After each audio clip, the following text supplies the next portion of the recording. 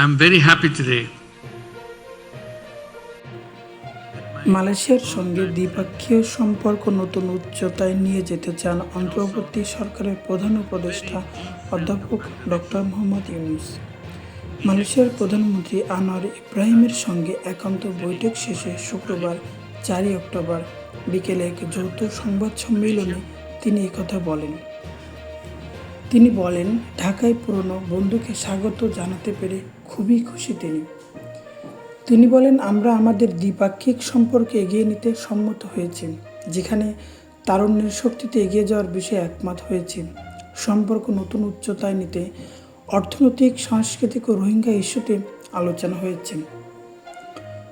চতুর্থ free trade agreement নিয়ে আলোচনা হয়েছে জানিয়ে ডক্টর মোহাম্মদ ইউনূস বলেন, বাণিজ্য ও বিনিয়োগ, শিক্ষা, প্রযুক্তি সংক্রান্ত বিষয় এবং মানব সম্পদ উন্নয়ন, জনশক্তি রপ্তানি, যোগাযোগ, অবকাঠামো উন্নয়ন এবং প্রতিরক্ষা সহযোগিতা সহ পারস্পরিক স্বার্থ সংশ্লিষ্ট ক্ষেত্রগুলো নিয়ে কথা বলেছি।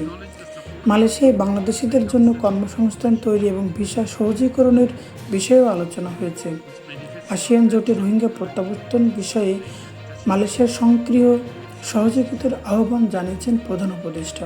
বৈঠকে অধ্যাপক ইউনূস ছাত্র নেতৃত্বাধীন বিপ্লব, ছাত্র জনগণের আত্মত্যাগ ও বিগত সরকারের সংঘটিত গণহত্যা নিয়ে সংক্ষিপ্ত বক্তব্য দিন।